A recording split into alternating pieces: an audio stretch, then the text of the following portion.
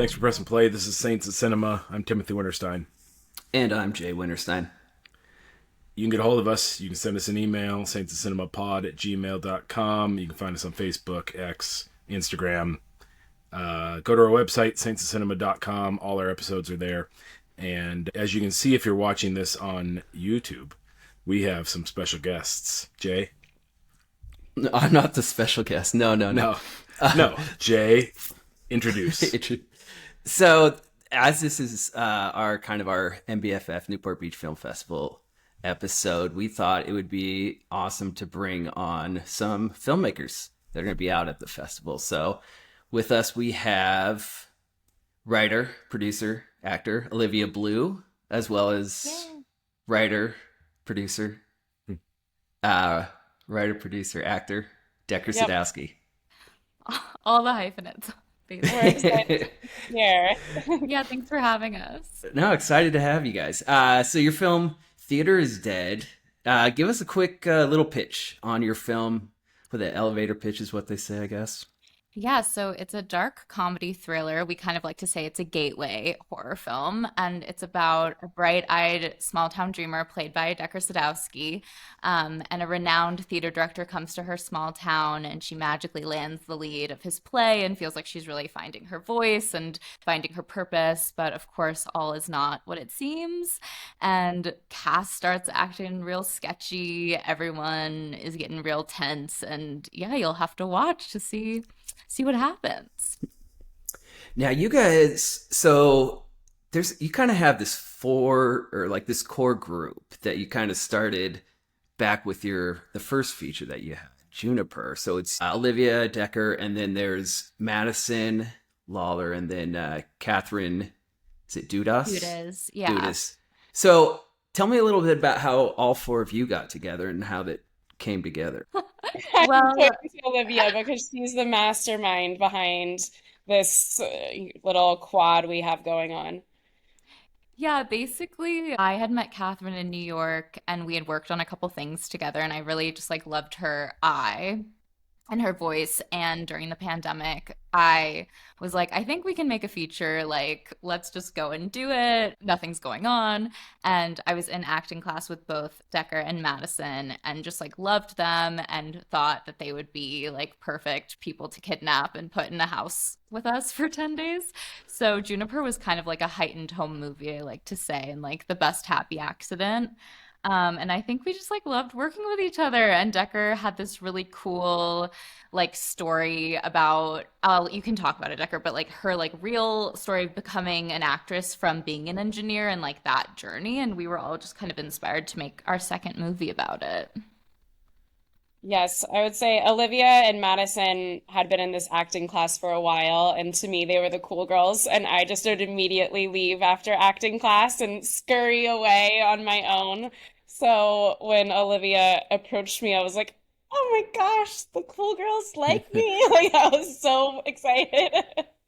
So Juniper was so much fun to make, and we had this goal before our premiere at Santa Barbara Film Festival to have a first draft ready to go so that we would make sure that we would keep going and make our second movie. And we were worried that if we premiered without having started another project, we would lose momentum and lose steam and it wouldn't happen. So somehow magically we were able to do it. 3 years later, we're doing it all again. It's crazy. Yeah. But there's sorry, Jay. Theater is Dead is based on your story. You're saying that's softly, yes. I mean, yes. in terms of engineer, and I was an engineering major in college, and I stuck with the engineering major, but minored in theater a little bit later in the college. I didn't really audition for plays until junior year. And then as I was negotiating my full-time offer at an engineering firm, I turned it down and told my boss, who was my boss over the summer at my internship, that I was going to pursue acting instead. So yes, it's definitely a little bit based off of my insanity. Yeah, was that the project you were doing? Sorry. Was which the project I was doing? Was the project in the movie the project you were working on when you just didn't take the Oh, offer? no, it was not. That was a project that Catherine loves, the Women of Okay. Trachis. Yeah, we Okay. kind of were talking about how like you'll sacrifice so much for this like idea of a dream, and we were like this is like it's sad and can be scary and at times like a horror film, and we were like we just want to flip this and make it comedic. Like we found like that would be the best way to tell the story. So it's kind of a mash of like all of our horror stories in the industry, I think. Yeah, it was interesting because there's definitely this tonal shift from Juniper going to Yeah. theaters. But what I think one of the things that maintains from one film to the other is you have these strong female characters within. And I mean, as writers, as you're writing this, talk a little bit about how important that is to just make sure that you have these strong characters and that they're up front in this film. I think just by the nature of us being female writers, it happens authentically and just happens naturally that we are writing three-dimensional female characters because we're pulling from ourselves and friends we know and stories that we've had and these personal details of our lives. So it becomes hard not to write another way, I think, at least. Yeah, I know it was important for, especially with Catherine and working on this character of Willow, like we want her to be bright-eyed and hopeful and innocent, but we don't want her to be stupid. Like that was really important to us, but I think just the way Decker plays her like so genuinely, she really like took care of her in that way. But yeah, I think what Decker says is right. We're just writing from what we know. And I remember with Juniper, and I'm curious if it happens with a character in Theaters Dead, we would get like comments about Alex and Juniper and how she's very headstrong and like some people really didn't like her. And I was like, wait, that's me. Like I was like, I'm that character. So it's something we're not super conscious of all the time, I don't think. But so you're writing these characters. Do you have yourselves in mind when you're writing these? Like, okay, I'm going to play this character. And does that like change how you're writing the character? Like, oh, I wouldn't do this, but I I mean, could see myself saying this. Or Olivia originally was playing a different character, and then it ended up switching as the character developed and as we were changing also. I mean, 3 years of our lives went by basically between writing and filming. I don't know if you want to talk about that, Olivia, how that Yeah. switch was. Yeah, I think we always had Decker in mind for Willow. And something that I always remember is we were at a screening for Juniper, and a woman came up and they were like, Decker is the ultimate, like, Sundance ingenue, like, indie girl, like the perfect final girl. So I think that was always really at the forefront. But yeah, with the characters of Taylor and Shannon, Taylor is kind of like our main mean girl antagonist, and Shannon is this like crazy musical theater kid, I kind of like to describe her as, and we weren't really sure. And I remember we were working through a session, and I think we were kind of like, what if we made, so Madison Lawler is like this beautiful like model-esque amazing actress, and we were like, what if we just like really put like a dark wig on her, make her super goth. Like, what would happen if we did that to her? I don't know if you remember that, Decker, but I feel like we were just like, we were curious about it. And I know, yeah, with the comedy with Shannon, I think eventually I was like, I just want to do it. No, you nail the comedy of Shannon. Nobody else could have played her.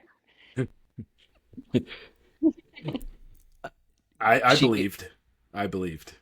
Um, I was curious. I think anyone who watches this movie can see that it's sort of dealing with particular aspects of living in this world and of the sort of struggles. And I mean, there's sort of obvious things like it's soul sucking in a in a sort of, and that's what adds to the horror aspect of it. I was wondering when I was watching it if there was ever a point where you sort of had something and you're like, no, that's too like sort of on the nose. Like that's, if we do that, it'll push it over the top. It'll make it sort of beyond what we're doing here. I just wondered if you had any scenes you cut or anything you wrote that you didn't film. That's a good question. Like, as to going a little too far, you mean in like how we showed how the soul sucked?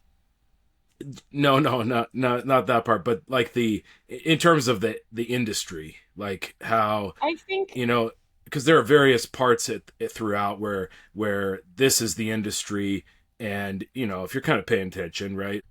And then there's some things with film and theater, but I just wondered if there was a point at which you're like that kind of pushes it too far into the, you know, it's too on the nose. It's too sort of like this is Explicit. exactly the way it So is. Yeah. Does that make sense?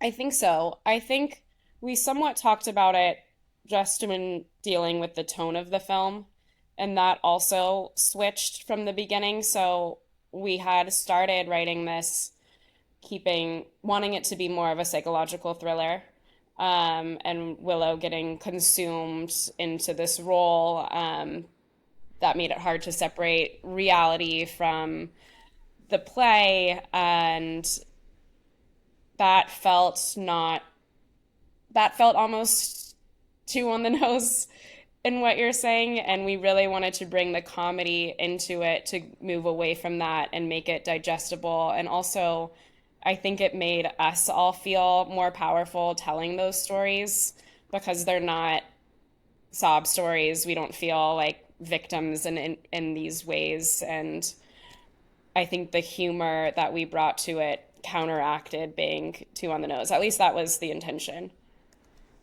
Yeah. Yeah. No, I think that's that kind of it softens the sort of where it could come across that way, right? Where we've gotten sucked into this and we really hate the aspects of the industry. But and I think that the final scenes really actually kind of lift it, you know, totally away from that. So I think that you accomplished that. I was just wondering if there was a scene you cut or anything like that. But We did cut scenes, but not for that purpose. It was more about, and if you read an early draft of this film, it would be completely different than what you saw on screen. yeah. I think so. Kind of going off that, I think when you're making this kind of film, there's a lot of cliches that kind of come into mind when you're putting this exploitation of artists, like going after this dream and everything. So as writers, how aware of that are you, and how much do you either dive into that and say we're really going for that, or do you really try and just get away from that as much as you can and say we're trying to get, you know, away from these cliches because everyone else has done that? I think we really looked at it as like a love letter to theater kids. So in that way, like I think Jaden's a really good example of that. Like he could easily be a really thin cliche of a musical theater boy, but I think we wanted to obviously like have that the truth to those cliches. Like he is singing before rehearsal, like he is always dancing. He is gonna play the piano at lunch and all of that, but like have his specificity be true to like Dylan Adler, the specific actor, and just making sure he's so much more than like just that stereotype. And I think we really loved Dylan's sense of humor, and he's a really great improviser and stand up. So like letting him like add his own little flares. I don't know, Decker, if you want to add anything to that, but No, that's true. And I think we wanted to hint at those stereotypes because it is funny and a little bit campy to play into them, as long as, yeah, what Olivia said, they're grounded. They're still grounded because it's not a complete farce. So yeah. it was And definitely we're dorky theater kids, so we're hoping everyone's like laughing together, I think. Okay, so how many of those, because a lot of those exercises, I'm not a theater. I know Oh. Tim dabbled, but I know that Yeah, you but I guys. wasn't any good, so So how much of that acting, those exercises, are those real? Is that what? They're Is that, all real. I think oh, they're real, yeah. I was hoping you'd say that. I mean, the Nice. acting class that Olivia, Madison, and I met in did Meisner, which is an exercise that is, we show in the film before every single acting class, and it often ended in tears, and it often ended with fights or Yeah. laughs or kissing. Yeah, they could have ended in so many ways. So we definitely do that in acting class. Nice. So And and that's the one where one person says you're yes, this and the other person says I'm this. so Correct. Meisner is And repetition. yeah. And then Bunny Bunny, which we do later, which really looks like a cult exercise. Yeah, it That's a does. real thing improv groups do before. Okay. It's wild. We just all the material was there. Nice. Yeah. I I have loved to it. ask my daughters who have been in plays whether they did any of those things, but Yeah, ask them. Bunny. yeah. So how much of this is this a like a completely scripted like by the book, or is it more of an improv thing when you feel it, or how did that go about? It was definitely much more scripted than Juniper, which was not scripted. I think I would say probably like 85% of it is probably scripted. Would you say, Decker? Yeah. Yes, I think so. Some of it, on the day we had to make changes, or Hmm. when you have four writers on set, one of you is going to realize something is missing or needs to be changed the night before you go to film something else. So there was definitely on the ground rewrites happening, but it was mainly scripted. There was usually we would do a take that was improvised if we had the time to add a little flair. And I know Dylan is a fantastic improviser, so a lot of the improvisation that you see in the film is from him. So Do this you, I mean, you have a bunch of people involved, and I would imagine that you would have to completely trust each other, which it sounds like you do. But I mean, you kind of have to give up some control. It seems like you would have to give up. This is not my project. This is our project. And how does that work in the actual functional, practical aspect of it? Where, I mean, are you like, I'll do this part? Do you talk about it? How's that work out? I mean, something we talked about before we started production, Decker does so much as a producer, and obviously we did not want her to have her producer brain on. Obviously, sometimes it did have to turn on, but once we got into shooting, we were really hoping, Catherine can be fully director. She doesn't have to think about producing either. We all kind of kept our writing hats on, I think. But yes, having hopefully, Decker, you felt this way that you could focus on just like the acting aspect. But we had a really great producer named Juan Moss who kind of like was doing all of that really not fun producer work. Zach Mann and Jacob Nichols also were like supporting us in that way. But it is just like a lot of trust, and like every day was different, I would say, being like, okay, what holes do we need to fill? How do we need to keep the ship moving? did it ever turn into too many cooks in the kitchen? Because I don't know. I mean, obviously it happened, but I'm trying to think of like four people with different, you have different backgrounds and what you're bringing to a story, trying to culminate into this one I'm story. not good at group projects, so I'm also It's curious. it's interesting because, well, Catherine was our head writer and she's obviously the director. So a lot of she had a lot of veto power in that way, I would say. And TV is written in a group. So I feel like while none of us have written on a TV show, we were inspired by the idea of a writer's room and having, obviously people are owning episodes and owning certain storylines, but the idea that we can write this as a community of writers instead of standalone.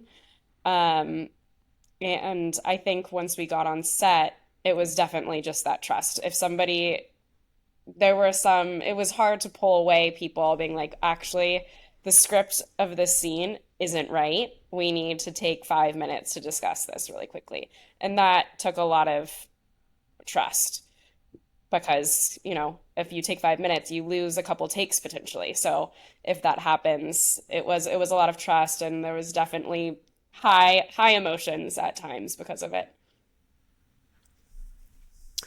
So the whole process, you get your script together, and then you like make a pitch? And how did Shane West, NBFF alum Shane West, come on board? How'd you? Well, yeah, we had written this character of Matthew, and I think we were out to a couple reps and he was suggested to us, and we're millennials, so Walk to Remember is Yeah. obviously big in our zeitgeist. And he's so hot and sexy, and we really wanted that character to be like undeniable. Like we want everyone to be like, "Oh my God, my teacher's so hot." You know what I mean? So Right. Okay. Okay. I think that was something that was really important to Catherine too. It's like, yes, maybe the exercises are weird, but like also, he has this like dreaminess about him. So yeah, it was pretty traditional how we just kind of like sent the offer and met with him, and he was so great. He was on set, he was there for people's coverage, he wanted to be around. He was a dream. He's such a pro, just so on it. It was really fun to work with him, and I think I felt like I could trust him completely right away, and he never missed a beat. It's great. Yeah. I think the Demonically hot, maybe. Monica. the first time I did the Newport Beach Film Festival, I think back in like 2008, he had his film "What We Do Is Secret" back out at our film festival. That's what I remember about Shane That's West. before me. He's been such a huge supporter of our film, and I'm sure if his schedule allows, he'll be right there on the Newport carpet. He's been just like a huge champion for us in the movie, and he's amazing in the movie. Everyone's like, Shane, yeah, He kind of is. He's got that. I don't know. I would say he's perfectly cast because he has that dark, mysterious look to him. Like there's something else going on there, but I could see why he has that quote unquote hot teacher look to him. I mean, he's the sort of person where you're like, half the time you're thinking it's going bad, and then half the time you're like, wait, second guessing, is this actually, what I think it is, right? And I think those are the best kind of sort of psychological aspects of horror, is that when you have something where you're never you're second guessing yourself about which character is actually kind of going to end up bad. I mean, at a certain point we find out, but you're kind of through the up until that point you're kind of second guessing yourself, and I think that's a valuable aspect of a psychological sort of horror. So we're so glad that you feel that way. Yes. yeah, no, I Going enjoy back it. a little bit, because I wonder how you guys feel as brothers about, too many cooks in the kitchen. I think it's extremely important to know that you can have disagreements and fight, and that you will move on and the trust will still be there, that you're all on the same team.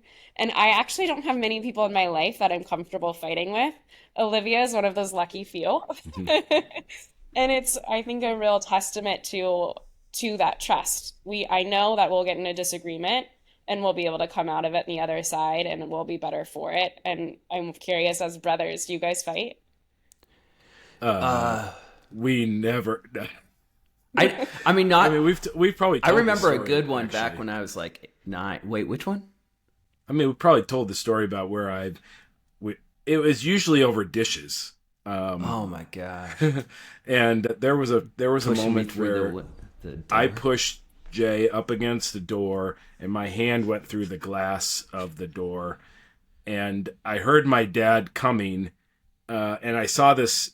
It was like this look in his eye, like where he's deciding whether he should be angry, or the blood was dripping from my fingers, whether he should be.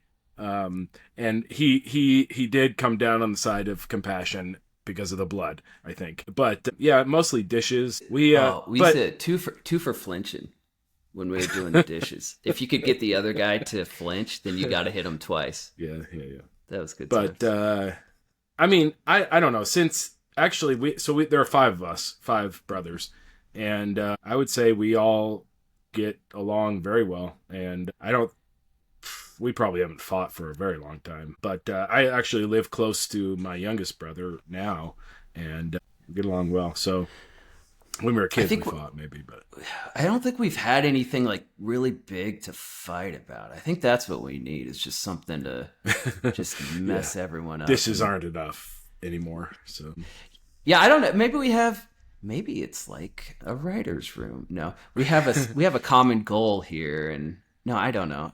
I think you get to a point where, like, what's the point? Okay, so you really truly, that's what you're going to stand on, and that's what you believe. Like, all right, that's cool. Good for you. Yeah, it's not. We don't need to. It's not waste time fighting about something that is going to, that, you know, if you're going to stand. Yeah, like Jay said, if you're going to stand on that, I don't know. We really don't have even major disagreements about life, or we have one or two brothers that are like the go-to that like, you're more butt heads with, or just that we pick on. I think just, you got to have like that one person that like that's got to be the butt of. We have a brother who's a contrarian, so whatever is said, he will do the opposite and say the opposite. But you know, and so we fight over college football or something. But that, you know, like, again, those are things that we can all realize that's not going to matter in 10 years. And so what's the big deal? So I think there are things that, you know, worth fighting over for your convictions, but at a certain point you got to ask whether this is going to matter in 5 years. What is this? Yeah. Is this worth kind of putting relationships on the line? Which that's probably a irrelevant. And I think for us, it was like, it's really a game of ego. Sometimes it's like, is this an ego issue, or is this like a story? Like, we really need to fight for this, for the story. So yeah, I mean, to be able to stand back and ask that question is that's a maturity that not a lot everybody has. But so there were things that both of you were just like, okay, that's you feel really strongly about that. We'll let that go. yeah, and we have our main producing group is a group of 5, actually. So it's like the 4 writers and Jacob Nichols, and it helps to have an odd number, because it's like, okay, someone to break the. Mm-hmm. And he's okay. He's okay with that, like being in there, being in your core group with 4 women. He's amazing at it. I think sometimes he feels, I don't know if he feels like we're beating up on him, but I think sometimes he's like, well, I'm not a girl, so I don't know, you know, but that's right. Stick to your strengths. Yeah. Not being it. But sometimes, yeah, he's a good, like, if we're all working internally as the 4, it's good to have someone who's like, oh, this feels like this to me, who hasn't just like been in the thick of it, you know? Well, and I would imagine you're all bringing different perspectives. And I think a lot of times, I mean, I've never written a film, but I think, you know, you come in and like you see things from one way, and then it'd be nice to have other people come in and be like, hey, what if we look at it from this angle, or what about this perspective, and see what they're bringing to the table. I think it's a huge advantage. I think it's the biggest advantage of having a big group is, yeah, we have, Deckard is famous for having the opposite opinion of everyone else, I think. But then you have to really look at it and be like, what's the strongest thing to do, you know? Yeah.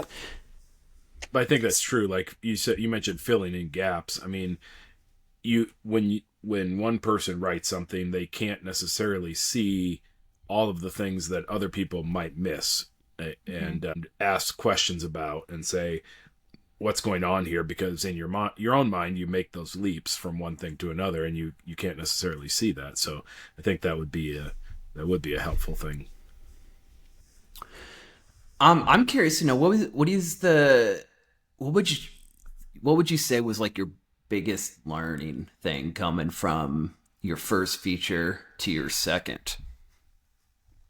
Oh my God. I mean, for me, it felt like a huge step up, which we wanted. We wanted to have that challenge, to challenge ourselves to make a much, much bigger movie. It's still a really small movie, but it's just, I think our crew was probably like 4 times bigger, you know.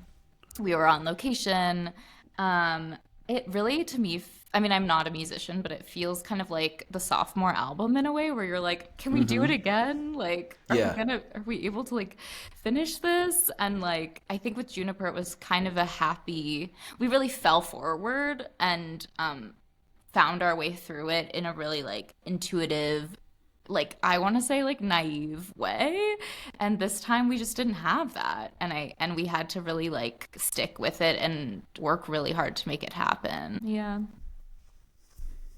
I think I knew because of Juniper, I knew I had learned how difficult post-production would be.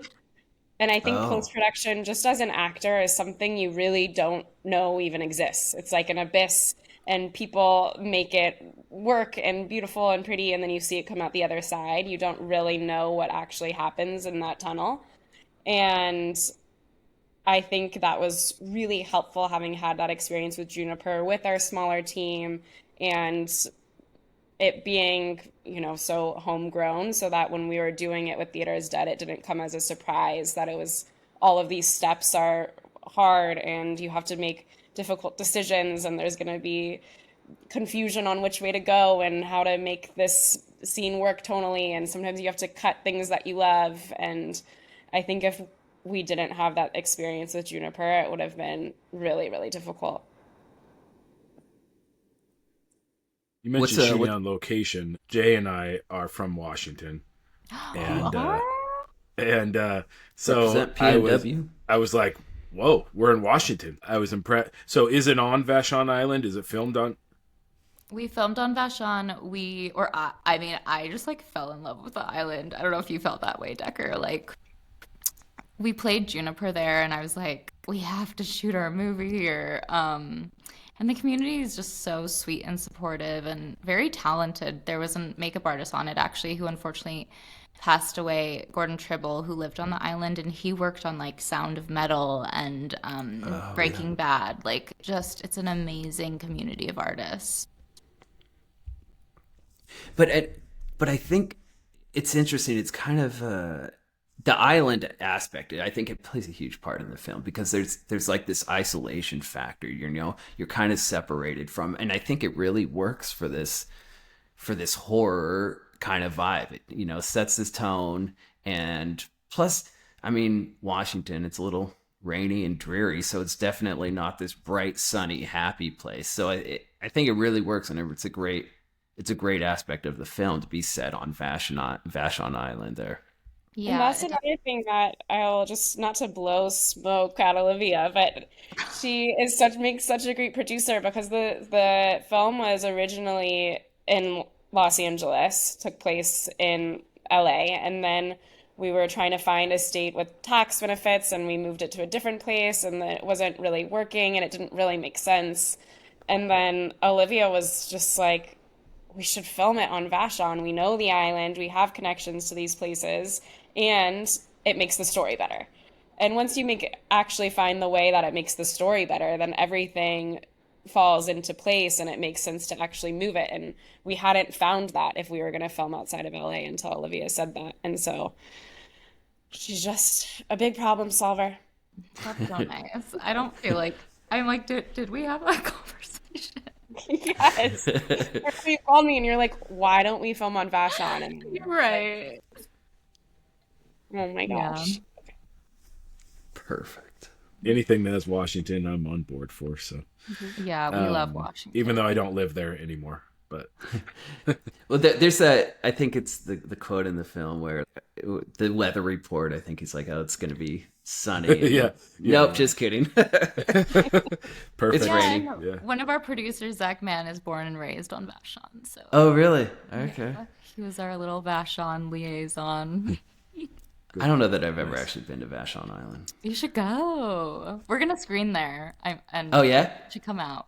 nice. Check my I've been schedule. on those ferries like that. I don't know that Yeah. I've crossed.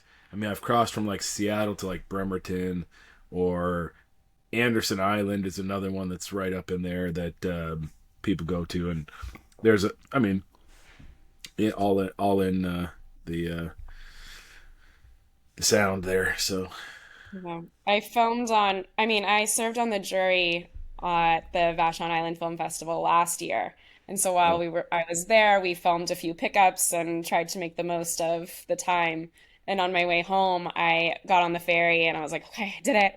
It's done. And then I realized I got off the ferry and I was not in Seattle. I was on a different island. I had taken the ferry to the wrong island and I missed my flight. And Oh yeah, no. Oh my gosh. alas. So what do But you you made it, so. what's your favorite part of this whole process? I mean, you obviously wear a number of hats on this one. Is there a role that you prefer, or is there something you'd rather do than not? I'm always like, I just want to get to production, like Decker. I'm just like, let's skip all these important steps and just film right now. So going to set, obviously, I think just the collaboration of getting to be like in front of the screen and working with like all your friends, just like actually getting to film is obviously it's nerve-wracking because you're like, oh my God, this is our chance to do what we got to do and we have no time. But it's just, it feels like a dream come true whenever you actually get to go to set and make something you're excited about.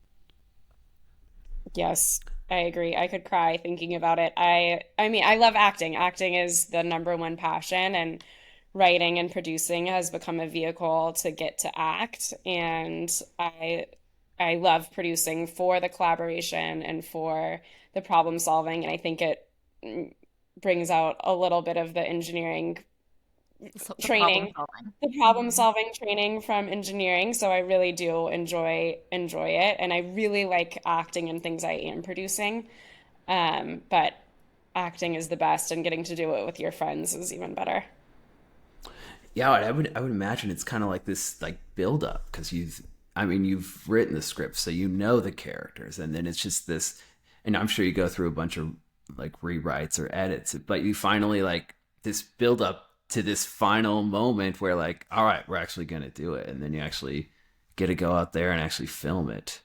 I think it gives you a real appreciation too for when you're on set of projects that you haven't written and produced, because you know that that's the smallest part of the whole thing, and so much happened in the beginning and so much is going to happen on the end. And because we've now experienced that when we're on different sets, we it just feels like a real treat that we're there for just the acting part. How many days was the shoot? Because it's, is that you had to cram everything in, or It was no days. Yeah, it was like, I think it was what, like a I couple think it was weeks? 14 days. It was nothing. I mean, that's quick for a feature. Because I mean, I don't did know. you I mention? don't know anything about making a film, but from what I've heard from when Yeah. people ask like the shorts filmmakers about how long they filmed, it's often longer than 14 days.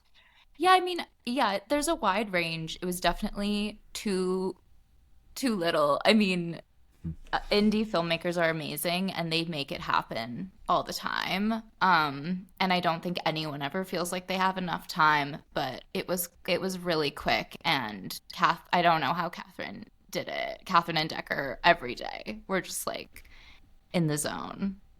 I mean, that Yeah. also was one of the reasons that it was so amazing to have Shane on set. He was, Mhm. he brought with him more experience, and I think it helped all of us because of how on it he was every single take, on time, ready to go, knew exactly where he needed to be, and that was extremely helpful for us.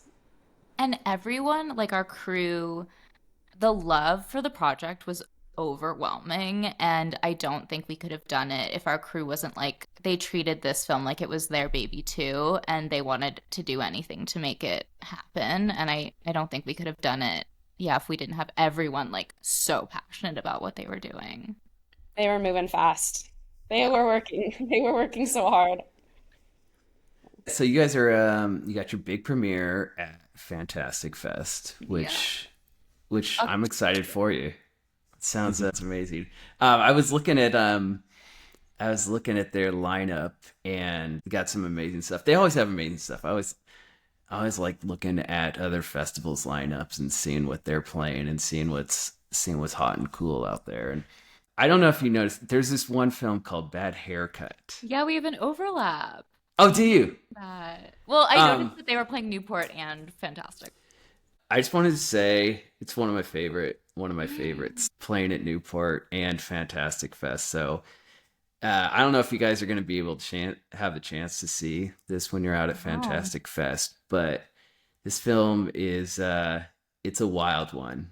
And there's this guy, I think the leading actor's name is Frankie Ray.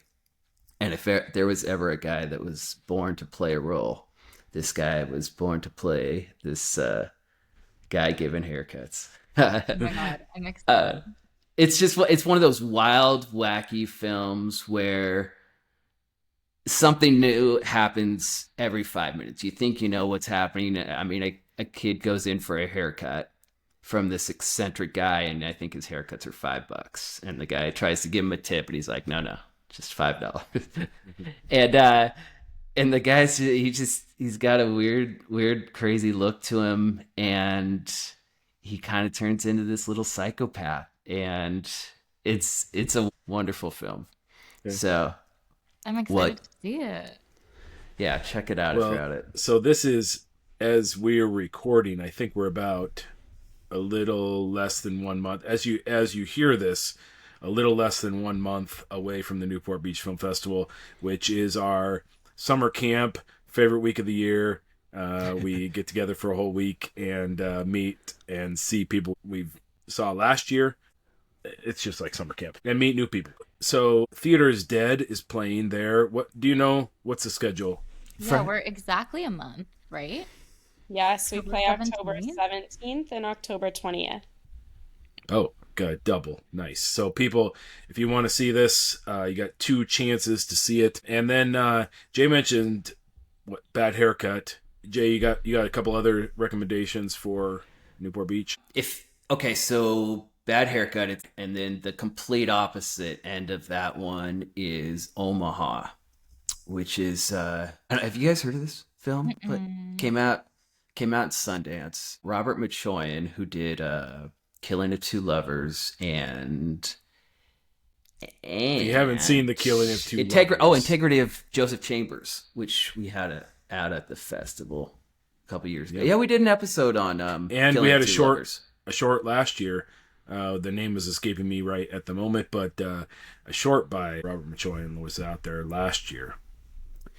Anyways, this film is it's a dark, heavy, not happy film. So I'm there for that. Yeah, go watch Bad Haircut and then watch Omaha, and you'll get opposite ends of the spectrum. It's about this dad who kind of picks up his 2 kids and their dog and kind of goes on this cross-country road trip, and there's alluding to why he's doing this and where they're going and what's happened. There's some tragedy that's kind of sparked this road trip, and it's when I'm trying to figure out if I like a film or not, it kind of, if a couple days later, if I'm still thinking about the film, then I'm like, all right, that was a good one. If a film can stick with me for a couple days, then I'm okay. Yeah, I liked it. That's a one to check out if you're in a sad mood and want to continue that mood going. That's definitely one. Or if you want to get into it, I mean, who knows? Unfortunately, Omaha just happens to overlap with my first 2 short film blocks, so somebody might have to choose. But right before Omaha starts, I've got a shorts block.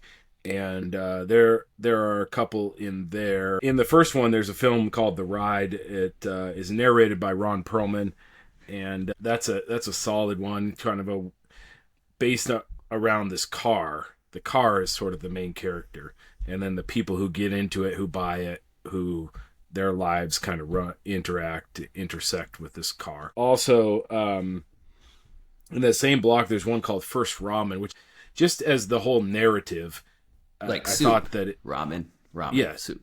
Okay. Yes, exactly. As opposed to what? It's these 2 people talking on the phone and in different countries, and then at the end it comes together as they meet over their first ramen. That's so cute. Like the narrative is kind of a very neat kind of complete narrative. And then Nightmare on Short Street, which is always one of my favorites, is there are some good ones in that. Irish Sun is a film. These are all horror. These are all short horror films. And Irish Sun, I'm trying to think how to say it without giving too much away. This person kind of shows up in town, in an Irish town, and there's suspicion around what he's doing there. Is he sort of from? He's obviously from outside the town, and what are his real intentions? Maybe I can say it that way. Something in the Night about cat sitting. But Ooh, maybe it's scary. not a little cat. And then the other one that I really like from, actually, I gotta say this. I don't say this I like all my films. Can I say that? Yes. The fact you have to But say it, though. no, I do. I like all of them. But my favorite, you go to, I don't know, it's on Vimeo or it's on YouTube. Go and find this short film called Shadow. It was meant to be in my block. It was meant to be there. And then it ended up being publicly available, and we can't show publicly available films. So if you can go find Shadow, go find that. And then the last one I'll recommend is The Littles, which is sort of it's an animated stop motion. Yeah. And have you seen it? I have. Yeah. Yes. So the So director and producer is a friend of mine, as well as one of the nice. actors. Yeah. Nice. Yeah, I thought it was really just the way that it's all kind of put together, and kind of combination of stop motion and live action. I really like that one. And so I would recommend those. And then I also do music videos, and I have to say You don't a have couple to of those. say I every do. film in the festival. I'm not okay? going to, Jay. I have 5 blocks, okay? I haven't said all of them. Wait, I have a short film to call out. Oh, I you want do? to call Good. out Do Still it. Life by Emma Steele. I love her short, and it's her world premiere, and we went to college together, so she was the lead of the first play I did in college, and then we studied Nice. at conservatory together. So this is her directorial debut, and it's called Still Life, and it's brilliant. Yeah. You don't. Say Do you a know little bit of what block? a little bit of the plot. It is about a girl kind of coming to terms with losing her grandmother. Um, I've seen and it. Yes. yes, I'm not sure Do you which know block it's in. I which? think it's playing Okay. on Monday. Oh She no, she on meets up with Tuesday. her dad. Is this Yes, okay? Good. I'm making sure I have the right film. Yeah. Yeah. No, I think solid. it plays Very solid. Tuesday. Good. Thank you. I just mentioned a couple music videos just because I have those. Starflyer 59, a band I've listened to since I've been in high school. Dude. And this music video, I reached out to the director and he said yes. And so there's a song 909 is going to be in there. And then another band, this guy, Dan Smith, who he was called Listener for a while, and then he's done it under Dance Myth. His name was Dan Smith, but You see what he did there? Myth. And his new album, there's a music video from that. And honestly, I don't say this because I put the music videos together. I say this because if I didn't have the music videos to put together, they wouldn't be there. So I would say all of the things in the music videos, a lot of them are submitted, not recruited, and it's all good. We got one by Not a Surf. We got some other things, so come see the music videos. Last night of the festival. If you don't get into Frankenstein, come see the music That's videos. right. Anyway, A close second. yeah. What did you see anything that in the schedule that you're looking forward to? I'm really excited for The Floaters. I love Oh, Jackie Tone, and I feel like she is a consistently amazing actor who kind of goes under the radar. I also saw Seth Green's in it, who's like a friend of Decker's. But that looks really like sweet and fun. I love a it is. lighthearted, Yeah, like fun. little summer camp. Yeah. Yeah, it's a great one. And then I was excited for Toe with Rose Byrne. That just it looks stressful, but I feel like it's gonna be like all the emotions, which generally I like to have in a movie. I'm like, I want to be like stressed and like laughing and maybe crying, and I just felt like that might have that vibe. It's a fellow Washington film Yeah. Ooh, Based on a true story. based on a true story. It is stressful. I've happened Oh, to you've have seen seen it? I have. Okay. TOE or TOW? TOW. TOW. So her car that she lives in gets towed, I believe. Okay. Oh yeah. Yes, I did see the And synopsis. then I've been like casually following David Arquette's clown journey. So American Clown. I also just like love docs, so I'm excited for that one too. Oh, nice. Yeah. Decker? I was also curious about the clown film. Speaking of docs, I was also curious about the Pantone guy. I feel like Pantones are so interesting, and thinking about somebody having created them has never crossed my mind before. Wait, And then I'm I not wrote familiar. down Sorry. I'm not familiar. What's a the Pantone? Pantone guy. I think it's a it's a color. It's like when you go to pick paint, you look at a bunch of Pantones. Oh, It's basically it gets like I'm not exactly sure, but I think a R number, a G number, and a V number, Roy G. Biv, I don't know, three of those letters, and it creates a specific color, and that Pantone is then, it's the same Pantone all across the world if you have that Pantone. That's So it's so just- interesting. Is it called? Is that what it's called? It's The called the Pantone Pantone guy. guy. Yeah. Okay. I gotta write these down so that I don't forget. There's one about a doc that I just saw on the schedule that's about Father Damien, who went to a leper colony and lived there. A monk who lived in this leper colony and kind of just served these people, and I'm kind of interested to see what that's about. Yeah, I mean, the schedule looks. I mean, I really wish that my music videos were not the same time as Frankenstein, because I would totally 100% go to that if I could. But closing night film, I mean, that's a real solid. Amazing. I'll have a chance to see it, but Yeah, congrats, guys, to a great lineup. We're excited. was there? I felt like. Were you going to say another one, Decker? Did you get cut off? I mean, I have others, but Okay. I'm curious to see Mastermind. I just saw Olivia. Is it Haim or Haim? Alana Haim. Alana Haim. Haim. Oh, Hi. yeah. Like L'Haim. Yes, the band. I just saw them in concert, and So good. They're so good. so good. And so I love when I loved her in, what was the box? Licorice Pizza. Yes, Licorice Oh Pizza. yeah, yeah, So yeah, good. yeah. So That was on my I would list, love to see top 10 Master. that year. And then also Surratt. I didn't get to see that. I was at Cannes earlier this year and didn't get to see Surratt. And I know it's playing at Fantastic as well, so I'm hoping I get to check it out at some point.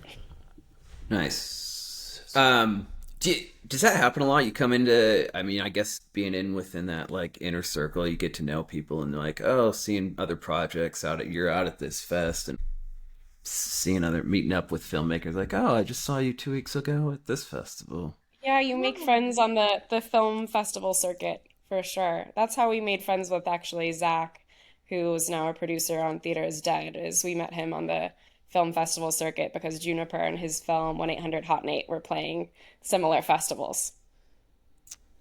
So, Nice. Okay, one other doc. It's called Never Get Busted. I think it played Sundance this year. I think it did. But it's about this guy, his name is Barry Cooper, and he was kind of like a straight edge cop. And his thing was like, I'm gonna bust as many like narcotics guys as I can. And that was so he went and found the guy who got the most narcotics busts in the state in Texas. And he's like, I want to learn from you. Tell me how you get all these. And he's like, I'm going to be the best guy, like getting drugs. And then he kind of went to this raid and he kind of realized like, what are we doing here, man? We're busting up these families. Like these people are just smoking weed. Like, what are we doing here? And then he just kind of flips 180 and he's like, I'm going to bust crooked cops. That's what I'm going to do. And he puts out these videos like, hey, if you got weed, this is where you put it, where the cops aren't going to find you. And he puts out these videos called Never Get Busted and just basically just completely flips. And he's like, a Robin Hood vibe. yeah. And it's, he's just this guy that doesn't do anything like half-assed. He's like, this is what I'm going to do. I'm going all the way. So he sets up these ops to bust these crooked cops, and he kind of sets them up, puts them out on video, and he's like, look, I got these crooked cops, and whatever happens from there. But yeah, it's a wild story of how he's kind of this straight edge cop. I'm going to be the best cop I can. And then he's like, wait, what am I doing here? And then he starts smoking a little weed. His girlfriend gets him to smoke a little weed, and he's like, you know what? It's not that bad. Not that bad. So yeah, it completely flips and goes. He's like, I'm gonna bust all these cops. So is he still a cop then? No. See, what you've learned is that when you try and bust cops, they don't really like it, and they didn't take too kindly to him like posting videos of him busting cops. So it got to a point where his career fizzled. I think he's living in the Philippines now. Oh. He got remarried, living in the Philippines. Okay. Watch the film, find out. All right. But more and more I've been sucked into just like my limited what I've seen of short films, and so I'm looking forward to seeing everything that's out there this year. And Theater is Dead, go see that, and then we'll put the rest of the list in the show notes. And if you come out to the festival, talk to us. I don't know, Jay. Maybe there's a chance that one of us would have a ticket or two. No guarantees, but talk to us. We'll see what we can do. That's what we say. We'll see what we can do. Thank you, Decker and Olivia, for being on our podcast. I think this is the first time in our NBFF preview that we've had filmmakers. I think we've had other people on, but I think last year we had our director of programming on. Thank you for having us. No, this is great. Q&As at film festivals, and just being able to ask filmmakers questions. I think no matter what the level of I love this, or I saw a film a few years ago and I didn't love it, but the Q&A was like, all of a sudden, I'm into what's going on here. And so whether you love the film, whatever it is, I think hearing from filmmakers just adds to the level. And if you do love it, then it just heightens that, just being able to kind of get a little bit of the background. So appreciate you being here and giving us a little insight into those things that Jay knows more than I do about the background of it. But I don't. But I just appreciate being able to talk to filmmakers and actors in terms of what just everything that goes into making a film that the people who are watching it don't necessarily get to see, and to be able to hear a little bit about that. I think just makes your appreciation of the art form just heightens that. So thank you so much. It does feel like the behind the scenes of every film could be its own reality show or a docuseries, depending on the people. But thank you so much for having us. It was fun. Hopefully it went well for you guys and you do it again next year. Yeah. We're never having on filmmakers again. Ruined it. No. So we'll look forward to meeting in person in about a month. And if you're down in Southern California, October 16th through the 23rd, you have to come to the Newport Beach Film Festival, and best week of the year. So thank you. Thanks for being on, and thanks for listening. Find us on our website, saintsofcinema.com, X, Facebook, Instagram, YouTube. We're there. Find us. Thanks for listening. Thanks.